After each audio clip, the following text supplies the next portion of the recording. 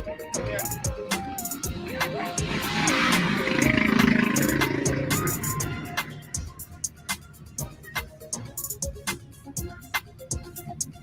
and welcome to yet another edition of Sports Talk. It's Saturday, May 14, 2022. I'm Daniel Blake. Thank you so much for joining me. Sports Talk is brought to you by the Jamaica Customs Agency, country above self. Remember, there are several ways that you can listen to the show and Love 101 in general. You can do it on your radio the old-fashioned way, nothing wrong with that. Or if you want to step up, you can go in your internet browser, love101.org, and listen live. If you want to step up even more, you can go in your Google Play or Apple Store in your mobile device and download the Love 101 FM app.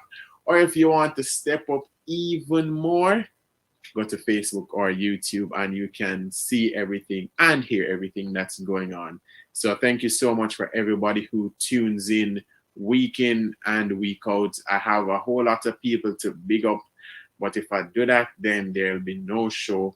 But I'm just extremely appreciative of everybody who takes their time on a Saturday, and not just a Saturday, because for those who don't know, you can go back and listen and watch the show on Facebook and YouTube and in the app.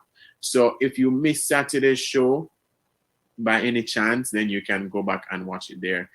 So for people who do that or listen live on Saturdays from 1 to 2 p.m., it's truly appreciated and I am truly grateful. I know that this week might seem like a buzzkill because last week I had my mother on and everybody did love it. And I'm sure no want her on again. I might have to negotiate with her. She was very good, by the way. She did sound good. And people were telling me that my mother did a good job. Nobody never tell me say I did a good job. That kind of no, I'm joking. But once my mother does well, I do well. She did. So She did. the family. But hopefully I am able to lift your spirits and, as usual, have some great sporting discussions with you. My special guests for this week is Heidel track and field coach and national junior coach Corey Bennett. I'll be speaking to him very shortly about, Heidel and their program, how they've been doing well over the last few years, how he managed at the Carifta Games where Jamaica won 92 medals at the National Stadium, and also Brianna Liston, the young sprint star in the 100 and 200 meters. So we'll talk about how he's been coaching her, managing her expectations and those type of things. And later on, I'll be speaking with Charles Edwards or Charlie Edwards, experienced football coach, women's football coach, that is, former national women's team coach and many-time champions with Barbican in the Women's Football League here in Jamaica. So we'll be speaking to him about the Reggae Girls and Vin Blaine saga. So we'll hear his thoughts on it and also what he thinks of, the potential of a women's league returning very soon. All right, so the Daniel log is coming up, but first I'll give you the sports bits, which are some major things that happened during the sports week that you may or may not have missed. All right. Five-time Olympic medalist Sharika Jackson clocked a season's best 22.07 seconds in the 200 meters at the Doha Diamond League on Friday, but it was only good enough for second as American Gabby Thomas broke the meet record to claim victory in 21.98. Shanika Ricketts, though, took victory in the women's triple jump with a leap of 14.82 meters. In the women's 400 meters, Stephanie Ann McPherson was second in a season's best 51.69, behind Olympic silver medalist Murray Lady Paulinho 51.69, while Olympic finalist Candice McLeod was fifth. Olympic finalist Brittany Anderson finished third in the women's 100-meter hurdles behind world record holder Kendra Harrison and the Nigerian record holder Toby Amusan, but Olympic bronze medalist Megan Tapper finished eighth after a mishap with the hurdles. Jahil Hyde had a season's best 50.23, but was fifth in the men's 400-meter hurdles, with Brazilian Alison dos Santos setting a world lead and a meet record 47.24 for the victory. And Daniel Thomas Dodd was fifth in the women's shot put. Now on Thursday, five-time Olympic champion Elaine Thompson-Herah cruised to victory in the women's 100 meters at the Puerto Rico International Athletics Classic, which is a World Athletics Continental Tour silver meeting. The world's fastest woman alive clocked a meet record 10.93 seconds to beat Trinidadian Michelle Yahi, 11.06, and American Shania Collins, 11.08. Olympic champion Hansel Parchment beat American Devon Allen to win the men's 110-meter hurdles with a season's best 13.15. Janive Russell won the women's 400-meter hurdles in a season's best 54.09 seconds, with countrywomen Cheyenne Salmon and Rochelle Clayton finishing in second and third, respectively. Jamaica's 2015 world champion Danielle Williams clocked 12.67 seconds for third in the women's 100-meter hurdles, behind American Alicia Johnson 12.50 and Olympic champion and hometown hero Jasmine Camacho Quinn 12.52. And Sean Bailey finished second in the men's 400 meters, with Canadian Kirani James winning in 44.70 seconds. Some cricketers, Jamaicans Rovman Powell, Brandon King, and Nkrumah Bonner have been named in the West Indies 15-man squad for the upcoming three-match ODI series against the Netherlands and Pakistan, which will mark the beginning of Nicholas Puran's reign as white ball captain. Batsman Casey Carty and fast bowlers Sherman Lewis and Jaden Seals get their first call-ups to the ODI team. All-rounder Jason Holder has been rested. Evan Lewis misses out after failing to meet the required fitness standard, and Shimron Hetmeyer made himself unavailable for this series. The Netherlands series will take place from May 31 to June 4, while the Pakistan series will commence on June 8. And some football overseas, as Manchester City are front runners to retain their English Premier League title after a 5-1 win over Wolves on Wednesday. With 2 games to go in the season, City topped the table with 89 points, 3 ahead of Liverpool, and a +7 better goal difference. Meanwhile, the race for the remaining Champions League spots will also go down to the final day, as Arsenal missed out on qualification with a 3-0 defeat to Tottenham in the North London derby on Thursday. Arsenal remained 4th on 67 points, but 5th place Spurs jumped to 66 points. Third place Chelsea, their place isn't safe yet despite their 3-0 win over Leeds earlier this week. They're on 70 points but could be overtaken if they lose their remaining games and Arsenal and Spurs win their remaining 2 games. Come on, Arsenal. And the relegation places will also go down to the wire, with Everton, Burnley, and Leeds still fighting for survival. So English Premier League going down to the very wire. All right. So it is time for the Daniel log. This is David Blake. This is Hope Blake. I am Ariel Brown Blake. I'm here to tell you right now. It's time for the Daniel log. The Daniel log. The Daniel log. I love it. Presented by no one. So let's take it back to school days. Remember, whichever school that you went to used to always have like prize giving or award show or something of the sort, right? So can you imagine if you were in a class of 20 people, you get the best grades bar none. You have a 95 average. Somebody else have a 90 average. Somebody else have 88, 85, 70, 60s and whatever, right? So you clearly have the best average in the class. So when it's time for your class section at prize giving, can you imagine if whoever is up there says, and the nominees for Student of the Year in this class are, What do you mean? Why would there need to be nominees when, if it's strictly on grades, you win, right? Correct? You would win because you have the 95% average. Okay, somebody has 90, somebody has 85, somebody has 83, 80, whatever it is. But you have the best average in the class, right? So why would there need to be nominees? That don't make much sense, right?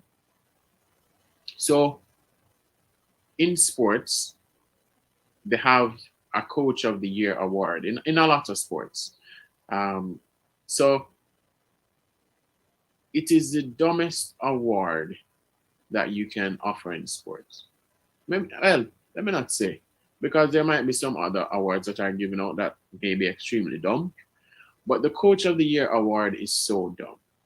And this is stemming from the nominees for the Premier League Coaches of the Year. They have nominees, right? So it's Manchester City's Pep Guardiola, Liverpool's Jurgen Klopp, Crystal Palace's Patrick Vieira, Brentford's Thomas Frank, and Newcastle's Eddie Howe, right? You don't really need to know all of their accomplishments this season. But one of the reasons why the Coach of the Year award is such a dumb award is because the best team wins, right? And if you coach the best team, you are the Coach of the Year. It's different from a Player of the Season award because, for example, you can have a team who wins the title, but then you might have a team who finishes second or team who finishes fifth or 10th or whatever, where a player just has an outstanding season, wins the golden boots, ends up as leading goal scorer, leading point scorer, or them leading rebounds or whatever sport it is, right? So I understand the player awards to an extent. But if your job as a coach is to win the title, shouldn't the Coach of the Year be the one who wins the title? Like, why are there nominees? And this has happened for years in the NBA, and it always puzzles me where the Coach of the Year isn't always the one who finishes with the best record in the league, which don't make no sense. They will have and say, oh, all right, we'll give it to this coach because nobody expected this team to finish so high up, and this, they had less resources, and they're doing it with X player and Y player who aren't star players, but that coach managed to get them to fifth or sixth or whatever it is. Okay, it's great that they did that, but if you have a Coach of the Year award, it has to be the coach who wins the title. So in the Premier League's case, Patrick Vieira is doing a great job with Crystal Palace. Crystal Palace winning the title. Look. Eddie Howe at Newcastle. Newcastle were seemingly in a great position to be relegated, but he took them out of that position and they're now mid-table. But does that make him Coach of the Year? Nope. Thomas Frank with Brentford in the first time in the Premier League in decades, and they're mid-table as well, but does that make him Coach of the Year? Nope. Jurgen Klopp and Pep Guardiola, one of them going to win the title, but it's whoever wins the title who deserves Coach of the Year. Don't just give somebody because this team has less resources or this coach was under more pressure. Just give the Coach of the Year award to the best team with the best coach. It's that simple. If me I sell apple and somebody else I sell apple and me sell 100 apples and somebody else sell 50 apples, what you're gonna say that we're we're equal nominees, so both of us have a chance to win? No, we sell the most apples, so I must be the vendor of the year. But I guess, yeah, just stop doing it. All right. If you scrap Coach of the Year award, fine. But the Coach of the Year award is already the one who wins the title. Like the title should be that coach's award. Don't have no Coach of the Year award. Anyways, let me see my annoyed face if you're watching on Facebook or YouTube. Anyways, that's it for my Daniel log for this week. We're going to head into a break, and when we come back, we'll be hearing from one of the best youth coaches in Jamaica, Corey Bennett. So stay with us.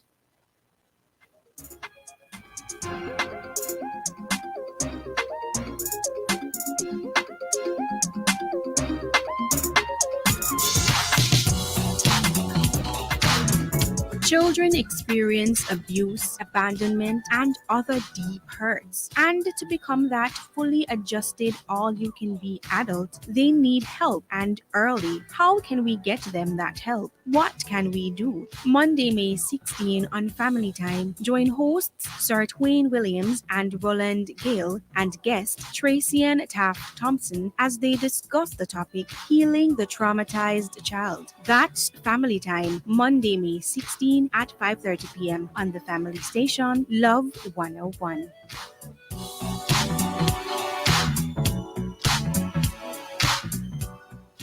Do you have a heart condition? Your care should be in the hands of our experienced cardiovascular team at Partners Interventional Center of Jamaica. We're one of the leading heart centers for angiogram, stenting, pacemakers, EP studies, and ablation therapy. PICJ has the expertise and latest technology to treat all your heart needs. Call 876-995-7425 or email info@pic-jm.com for appointments. PICJ, your partners for life.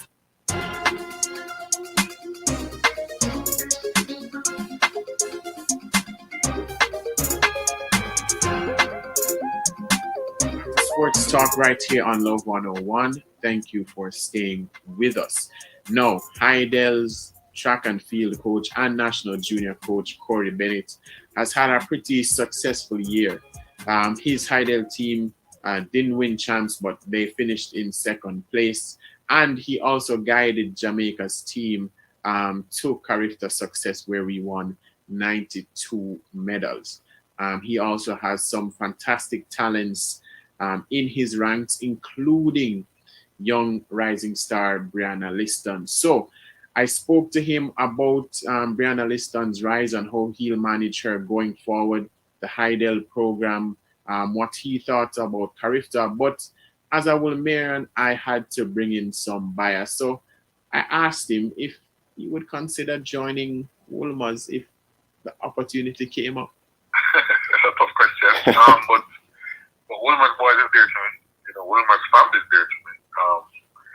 I have still been willing to offer some sort of service to Wolmer's, no matter what. But it's hard to leave the young ladies that I have in my care just like that. Well, I understand that because you're doing a very good job. And with Heidel and Carifta this year, I want to know how difficult was it to, or is it to oversee all those athletes, especially when you break from Heidel and then go into, the Carifta team and managing, athletes from different schools and those things. How were you able to do that, and how difficult was it? I think quite a few of the athletes are familiar with me at some level from, past teams. They have an idea as what I accept as a coach, and probably what I don't accept as well.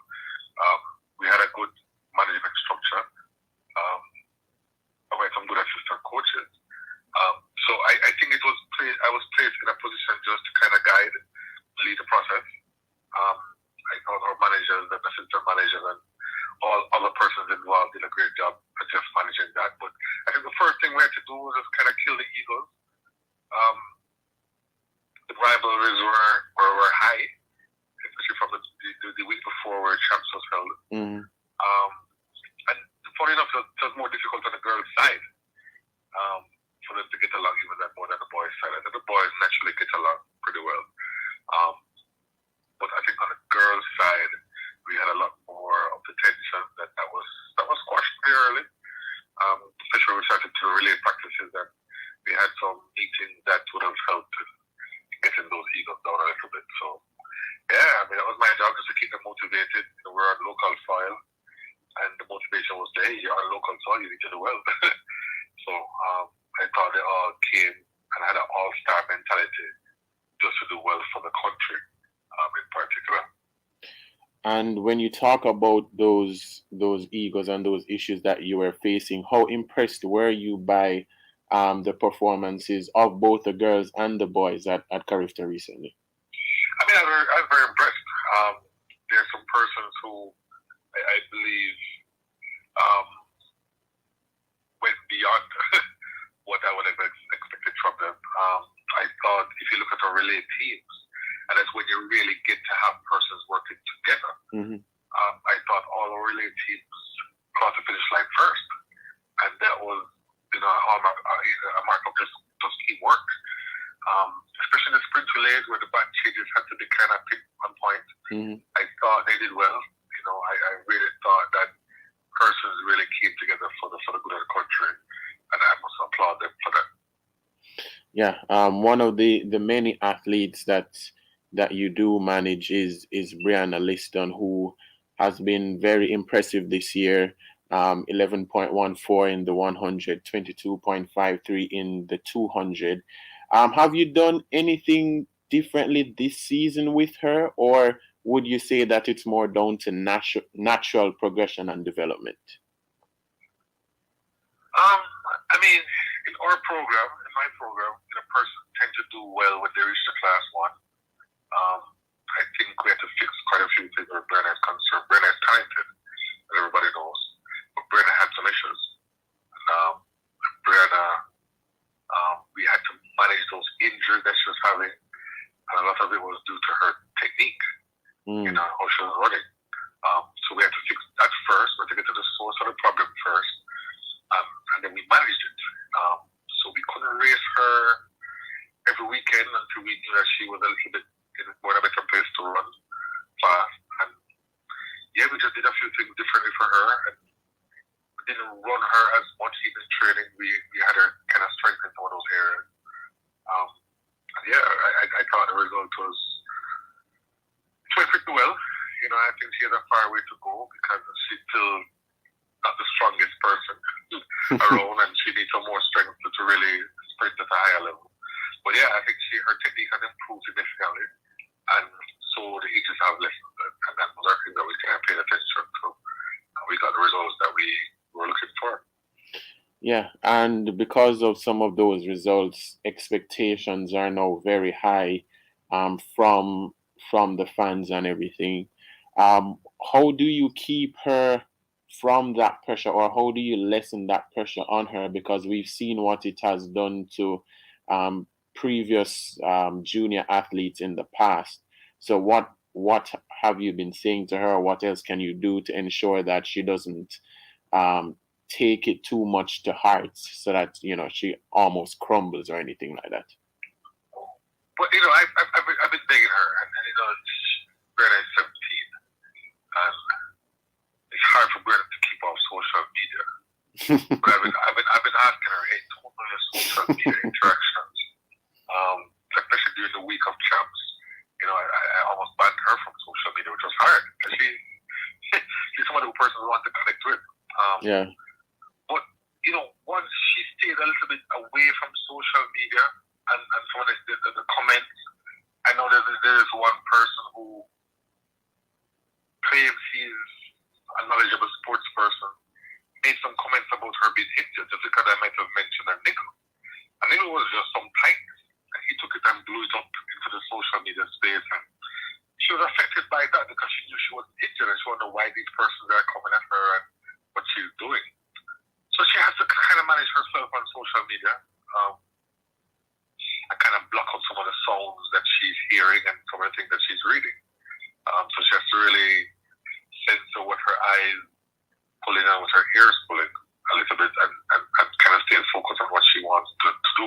I mean, I can let you know, and I'm telling you for the first time in public space, that our target for Brianna was 22.7 at champs, 22.5 at the Worlds.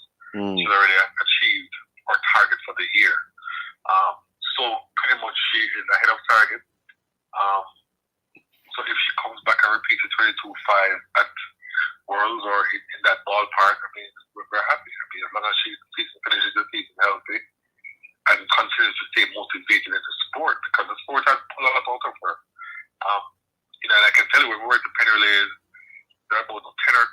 American kids who just rushed her to take some selfies. And this is just in a brand new country. Yeah. So, the attention she's getting is almost unreal. And we're trying to help her manage that. So yeah, I think she's doing a good job, to be honest, and trying to stay focused and stay humble at it.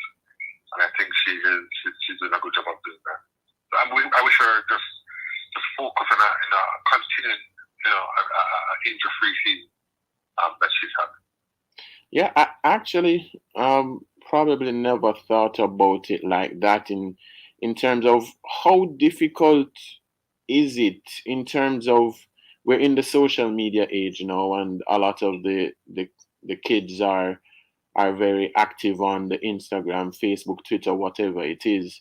How difficult is it when it comes to training and competition, because they're always taking selfies or videos or everything, and that's just part of the culture we're in now. Does it make your job more difficult than it used to be, say maybe 5-10 years ago, when all it was just maybe TV or a few internet sites or whatever? Yeah, it's a lot more difficult. I mean, a lot of persons can reach to them and get into their minds a lot through social media. There is no way for me to block them from social media. I myself just went on Instagram to see what was it hoopla about Instagram probably about four months ago. They were actually shocked that I was actually on Instagram. I mean, I don't really use it that much, by the way. But I just wanted to see what was it all about. Why every time they got just a minute, the first thing is that they went to Instagram, and I just had to kind of just take a look. It's full of a lot of stuff, to be honest. Yeah. Both good and bad, and a lot of bad is there. Mm-hmm. But it's just, as long as they use it the right way, which sometimes they don't, it can become very harmful. Yeah. But yeah, it's a bit difficult. I mean, things that I go to them with as news, they're like, sir, we already heard, we already saw that. So, I think if I really want to connect with them, I need to probably send some stuff on Instagram, and we have a highlight sports page that most of them tend to go through, and that keeps them motivated. And yeah, I think it's been a lot more difficult in recent times. Yeah, it certainly has been.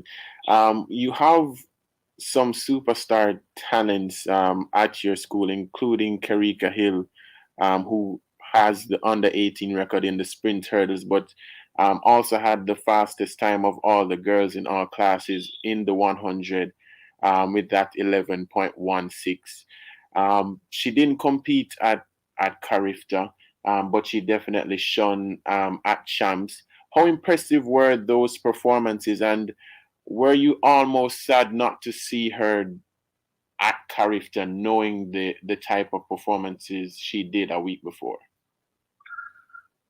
It is her relative disappointment or fail of someone at the Carifta trial that afforded those good performances at Champs. And, when she did not do as well as she would have liked at the Carifta trials, it allowed us to refocus, allowed her to start listening even more again. It's hard to motivate someone who has been doing well and someone who is ahead of her class, someone. Mm-hmm. But that Carifta trial allowed us to, let us start listening again, let us start getting back to the drawing board, and start doing things the right way. And that's what allowed her to get those results at Champs. Just because, in the following 2 weeks or so, she really started to donate back and get back to the drawing board. So, no, I'm not overly disappointed she never made it to the Carifta trials. I think the world, is a big beat.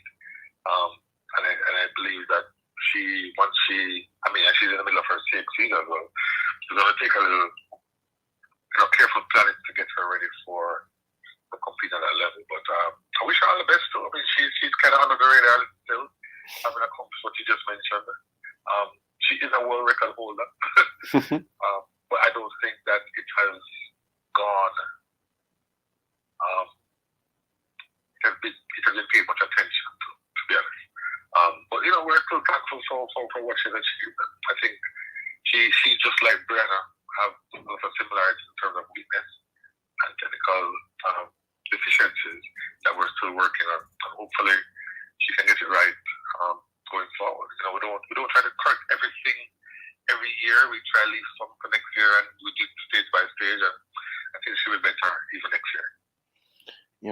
And some of the other athletes we know, as you mentioned, almost fly under the radar. Myers and McAnuff and several others who are truly talented. How are you able to give them almost equal focus and at the same time keep them grounded? I think I try to make each individual better. We have different ways, sometimes different programs to coach each individual differently. Because ultimately, if each individual becomes better, then the team becomes better. Mm-hmm. So it's not one blanket program for everybody. And I think we've been successful at doing that. The word talented, kinda, I want us to really, really qualify that statement because not many persons who do well are what we would consider talented. A lot of them do well through hard work and repetition and perseverance and discipline. And so you may see, for example, like a Shania Myers who won the heptathlon at champs and won the heptathlon and Carter games. Shania Myers is hard work. And many others. I mean, Onika Wilson, who broke the record at champs in the hurdles, she's hard work. And I say this to say that sometimes when persons say, "Oh, you're talented," it causes the athlete to want to work less because now they've achieved because they've been told that they're talented. And of course, we've had some talented ones, but persons need to be very, very, very careful how we use that word loosely, talented. But yeah, I mean, we find ways, and I think I've adjusted the way I coach the team. We've had a smaller team, but I believe that once you coach each individually, then you ultimately get them to maximize their true potential. Yeah. You've been at Heidel for a while now. I think this year I felt a lot of people thought this might have been your year in terms of to win the champs title, but just missing out again. But you've definitely made the battle for the girls title with Edwin Allen more interesting over the last 3 editions. How pleased are you with the progress of the program, knowing where you're coming from, and what more do you think can be done to edge Edwin Allen in future champs? The truth is, I'm not competing against Edwin for a championship because I think what came to the fore last season was I think I might have had 8 or 9 girls on the under 20 team, and 5 girls made individual finals, and that to me means a lot more than just winning a title. Yes, we always want to win. Mm-hmm. But we all can't win because we have different scenarios. Yeah. And it takes a lot of money to really put together a 50-60 girl team to try and win. At champs this year, I carried 35 girls, 36 maybe. And I just wanted to have each individual do well. So I didn't have a high jumping class or didn't have a high jumping class. So there are many events where I just didn't have anybody because I couldn't have such a big team. But yes, it would be nice one year to win, but not. It would be nice to win the way we want to win, meaning that we want to have good performances, individual and another team. And if we win, fine. But I want to maintain trying to improve the individual, and hopefully the individual can move on. I thought Ashanti Moore continues to do well. I think Shane Salmon continues to do well. Turkey, so Lamara, the persons who leave our program must be able to continue to do well. And that's what we're all about. And I think that once we kind of zone into that, then I believe our job would have been done. I think we continue to make persons. My past captain, Gary White, messaged me yesterday and said, sir, your advice to me before my conference final at LSU made all the difference. I'm in the final. Yeah. And that to me is what matters. She still relies on me sometimes to give her some advice on how to compete, and we're happy. I'm happy for her. I'm happy for persons who move on and do well. And Daryl White, when she came to Highland, never made the team for the first 2 years. And now she's at LSU doing well. So there are things that kind of matter to me a little bit more than just winning a title and a trophy. It's all good, and that's what motivates different persons. But I've changed my motivation quite a bit to just individual. Yeah, and we have seen some of our younger athletes who have shone at champs not really been able to make it at that senior level for variety of reasons. What more do you think that the coaches can do of these high schools, J3As, corporate Jamaica, and maybe even the government to ensure that these younger athletes who we see as hard workers, as talented, whatever we want to class them, that they're able to make an easier transition and have a successful career at the senior level? That's going to take a lot of brainstorming, but I believe that we need to just do things a little differently. I mean, and I know persons will always have their own opinions of my comments. Like, I don't think we need to go to another junior trials to pick a team for the under 20s. That's just one more time that they're going to have to run hard again. And we've had a rough season in terms of the amount of things that we've had to compete at. Yeah. But persons will always say, what about the persons who don't go to champs and want to make under 30 team? It's find a criteria where they can make it and be up for selection. But my girls are not really looking forward to another trials, to be honest. I thought, and I believe that many other persons are like that. I just think that once J3s can zone in on a squad, I think we've done enough running and competing for the season. And you can actually select a squad and prepare that squad the right way, to compete. But to run again and probably someone makes a mistake and a person is left off the squad, it doesn't do well for the national interest. Yeah. But I mean, I think they can select persons who they think they can consider quote unquote the national treasures or potential, and definitely do more in those, whether through physiotherapy and medical help and even through nutrition.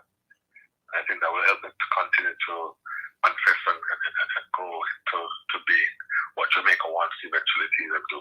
That was Corey Bennett, head coach of Heidel's track and field team, as well as national junior coach who guided the Carifta team to yet another success here at the National Stadium recently. So we now head into a break, and when we come back, we'll hear from yet another experienced coach, but this time in women's football, Charlie Edwards. So stay with us.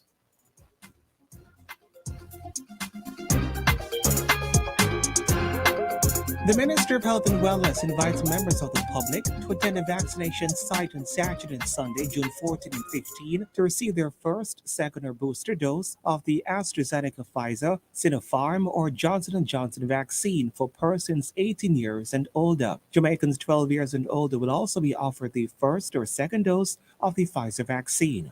Saturday, May 14 in St. Thomas, Morant Bay Health Center, 9 a.m. to 3 p.m. Calvary Praise Apostolic Church, East Albion, 9 a.m. to 3 p.m. In Kingston and St. Andrew, St. Joseph's Hospital, 9 a.m. to 3 p.m. Duhaney Park Health Center, 9 a.m. to 3 p.m. Harborview Health Center, 9 a.m. to 3 p.m. Fontana Pharmacy, Barbican and Waterloo, 10 a.m. to 5 p.m. Medstop Medical, 10 a.m. to 4 p.m. Health Plus Associates, 9 a.m. to 5 p.m. Trudat Medical, 10 a.m. to 3 p.m.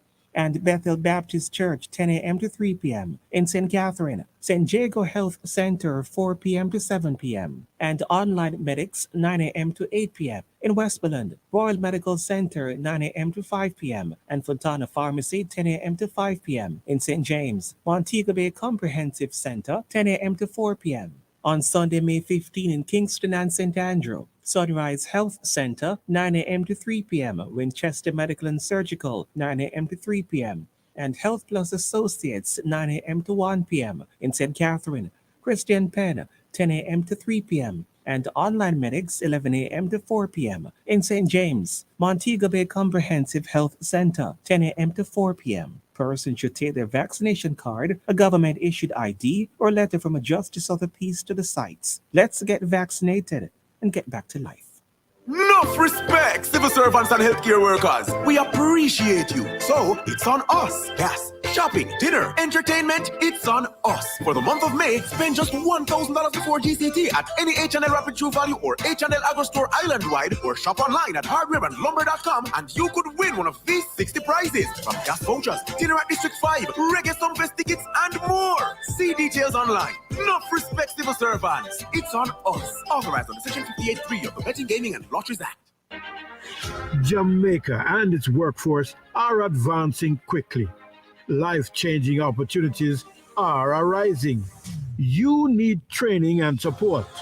We are the Renewed Heart NSTA Trust, committed to providing new and emerging skills training and opportunities.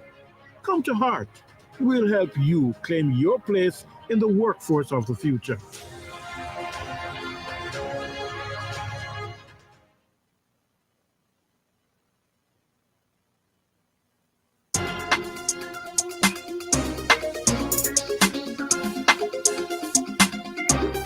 Welcome back to Sports Talk here on Love 101. We are into our final segment and we'll end it with women's football.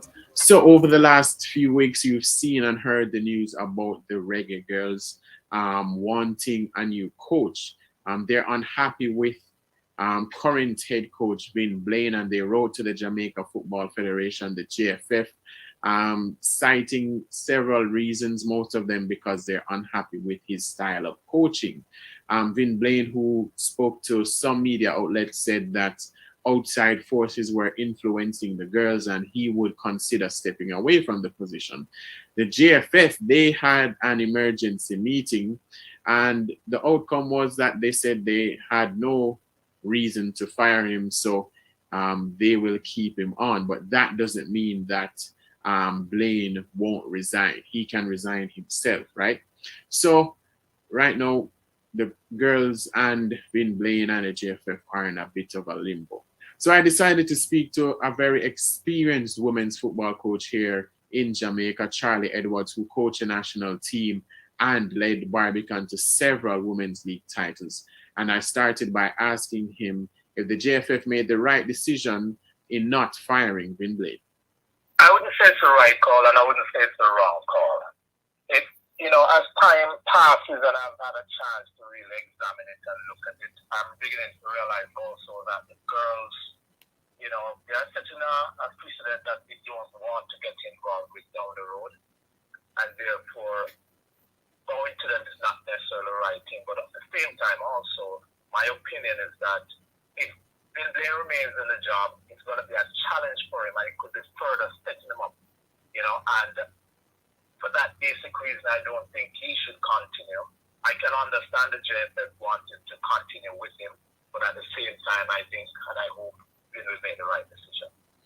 Yeah, over the years, we have seen more player power in sports, and we have discussed it in different formats about having players give their opinions on how they are to be managed or coached or whatever. But as you mentioned, is this taking it too far, or what's the balance that could be had to ensure that this doesn't happen often, in terms of if they don't like a coach, or if they feel slighted by a certain thing, that they just want him out or want her out? And that is where the problem comes in, and you have to be very careful how you comply and change the coach, because if another coach comes in and they don't like him, they will follow suit again, and then they'll have another letter or some other ways of being this thing. You need to find another coach. Now, I believe it's a marriage where both parties need to sit down and understand each other's role, and a lot of dialogue needs to be there so that understanding is there, and the coach and the players can work together as one. That is my views on this. But I must say, though, that I think this issue is way beyond just the letter and unhappiness with Vivian coaching. I think that, I don't know how truthful it is or anything. I wasn't there, I don't know, I've not seen any tapes or anything. But I think the issue is much deeper than that. I don't know, but I think it's much deeper than that. As we have heard about the letter, some of us have seen the letter where it's almost all of the girls who have signed it and saying that they're unhappy with him. Just from your perspective, if you're not wanted somewhere, would you stay on? Because I'm asking because it's surprising that Coach Blaine has taken so long in I guess resigning, because I would assume that you would feel uncomfortable knowing that an entire team would want you out. So what would make him stay? Because this job is obviously not very well paid, as we know. So what would give him that motivation to stay, despite the girls seemingly wanting him out? Well, Ben loves coaching. He's very passionate about his coaching, and most of us are. So, coaching a national team at the highest level, mixing up in these top-class competitions is always a challenge and something you look forward to. So I can understand Ben wanting to stay, but for me, I would have been gone. I can tell you that. I would have been gone because I'm not going to coach anybody who doesn't want me to coach them. But I am not Vin, and it is not me. So he has to make his own decision, and it has to be respected by everyone. But at the same time, being there at the highest level coaching is really a fantastic feeling. And not just feeling, but the challenges and the growth and the development of you as a coach. So I can understand the decision to stay on. And plus, you love your country, you want to do your best for your country. You feel as if you're the person put there and you're the best local-based coach to go in the job, then you really want to honor that respect that is given to you as the coach, as being selected to coach the team. So I can understand the situation. Yes, some of the things that the girls complained about was mostly about his coaching style, saying that there's no set direction, no real analysis, etc. Do you think that there's a possibility that his style might be, I guess, outdated compared to what some of these girls are currently having, playing in Europe and North America and those other countries? I'm hearing you, but I think the only way we can cast judgment on his style is outdated is unless we were around to see, because Ben has been active in Grenada, and I think it was Bermuda or somewhere else in the Caribbean region. And he would have developed, he would have known what he's doing, I hope, and all of that. But for us to really speak about whether his style is outdated, we would have to have seen it. Mm-hmm. And I don't think it would be right of me to make a comment on that like that. So, my apologies, but I can't answer that question, to be honest with you. I'm not seeing it. If I've seen him, then, I would be better able to say yeah or nay about it. Yeah. So going forward, whether he stays or not, if they're bringing a new coach or not, what's the best approach that the future coach should take as they prepare for the final round of qualifiers in July? Well, if they're going to bring in a new coach, I think they should bring in someone who is familiar with the team, know the players, because time is of utmost importance right now. You can't bring someone in now who is going to be hitting the ground trying to figure out, understand. And, he's coming from an ECOP situation, so that coach would now have to go in and ensure that he's coaching the players the right way, because it's a very sensitive environment now to drop into.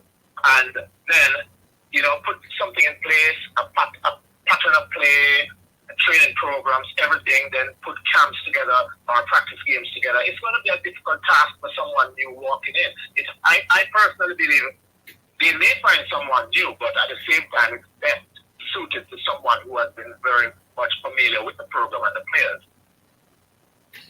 So you saw those qualifying games.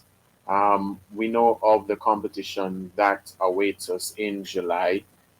Do you think that just on what we see on paper and the performances so far, do you think that we have a better chance in comparison to maybe 2019 of qualifying for the World Cup? Well, this squad is a better squad, and I think if the squad is worked properly and really goes out confident and execute well, we have a pretty good chance, because it's player for player a better squad. But jumping in a zone with Mexico and USA and Mexico and Mexico, it's going to be a challenge for us to even get to third position because also AP is playing pretty well. But the truth of the matter is that we have a better chance to me this year than maybe the last one. But we'll have to wait and see. But to maximize the players, we really need someone who understands what's going on right now with these players. I think a lot of headspace work and damage control has been done a lot for us to maximize on our opportunity. But it really is a good opportunity for us. And what happens also is if you finish third, you can play the Interconfederation Cup, where you can also qualify. And also, this qualifier now qualifies you for Olympics and the Gold Cup. So there are multiple opportunities here, and it should be enough motivation for these girls to go out and put their best foot forward. Yeah. Just to touch on what's happening locally, we know that we've heard about the Women's League resuming. A lot of the restrictions have been lifted, but no firm word as yet. Have you heard any updates, and would Barbican be part of the competition this year, if it were to be held? If it's been held, we are already having dialogues with our members and players and stuff, trying to organize and get ourselves ready. So we'd love to be back in the competition, but I haven't heard any more words from the JFF. We heard the last time that they wanted to start in January, my apologies. And they, when we had a meeting late last year, they were supposed to go and look at some of the protocols in the men's Premier League and see how best they could put it together and make a presentation to us, as to what we need to do and how we were going to proceed. Now, what I think is going to be a challenge is a lot of these teams that are coming up from zero now, out of contact with their financial supports and stuff like that. So to go and garner sponsorship now is going to be a difficult task, but it can be done. But I'm hoping and praying that the JFF will give us enough time so that we can sort ourselves out and not just come in looking wishy-washy and patched up playing a league, because that is what I don't like. And if I'm going to enter a team playing like that, then I'm not interested. Yeah. Are from what you have heard, are some of the girls or women from the team motivated to play because they haven't played in such a long while, and the financial situation, as you mentioned, isn't great? Are they motivated to play, or is it something that you would have to try and push them to do? I think it will be a little of both. You'll find a lot who are motivated, and you'll also find a few who are not really motivated, because some of them are saying that there's no opportunity for them in the national program. But what they need to understand is that they need to be in a program here, working hard, playing every day, if they're going to catch the eyes of the national coach. So to sit down and say there's no chance, there are no chances for you, yes, you might be able to think that based on what is happening, but you have to learn to push and work really hard and get yourself into the program if you want to be there. Yeah. Finally, 2019 we qualified for the World Cup, and we felt as though the women's game would have taken off here in Jamaica, but we haven't really seen that. What do you think the JFF, possibly the government, corporate Jamaica, can do to really show that they respect the women's game locally? The women's game needs marketing. That's my problem. And I think it needs a complete collaboration from everybody to put together a massive, a big national marketing plan to promote women's football, because women's football around the world suffer from that same issue. And that is why you have had the USA teams crying out for equality, because at the end of the day, when a female game is being played, it doesn't turn the turnstile much. No cash is coming in, so it's very difficult. And every day you have to be turning to corporate Jamaica, begging this and asking for support and all of that. So my idea is that every time you go for sponsorship, you need to also negotiate a marketing budget sponsorship where you can sell the program nationally. You want to know that just like a Manning Cup or a men's Premier League, maybe not on the same level, but there are people papers carry it. People know when games are on, big promotions in the paper, stuff like that. Highlighting teams, highlighting players. Yeah. Sell the program, you know, because if you don't do that, then you're not going to get people coming. There are times when the league is starting and a lot of people don't know. That was in the past. I think presently, the last couple of years that we played, it was much better looked after, but it still can be a lot better than it was. Because when you look at some of them, like, let's say Money Cup going to start, weeks before, it's all over the media because it's a group. They promote it, they push it. Then the media takes it and they run with it. We need that coming out of the JFF. So whether it's going to be a national effort or not, we need it. And JFF has to lead that charge. And I know I did say finally, but previously there was a lot of talks that maybe the women's game should be seen as precursors or curtain raisers to the men's game. Are you in agreement with that if that were the case, or do you think that the women should have a platform of their own? Let me be honest with you. Whatever can promote the game, I'm for that. Because I'd love before my time is up on her to see the women's game being able to stand on its own and promote itself. So if it's going to be curtain raisers to get it off the ground, up and running, then I'm all for that. But to remind you though, we did it a couple of years ago, maybe about 5 or 6 years ago, when the women's game was curtain raisers to men's Premier League games. And, you know, I remember after one game over by Ferdinand Park, Portmore was playing after that, and we decided to stay on and just watch the game. And there are so many spectators who never even knew much about women's football.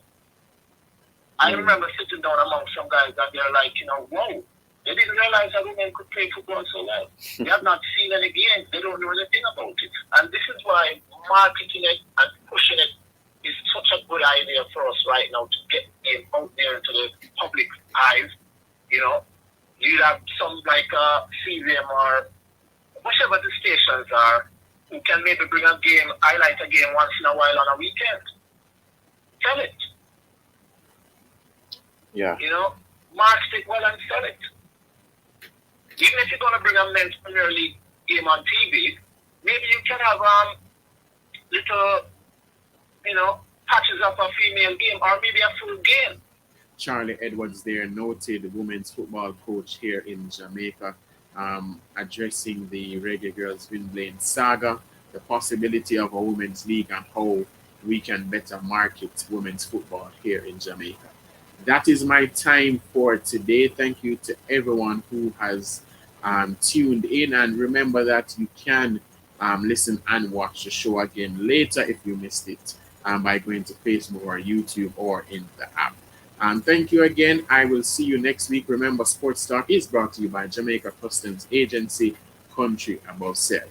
Enjoy your weekend. I am Daniel Blake. Stay safe.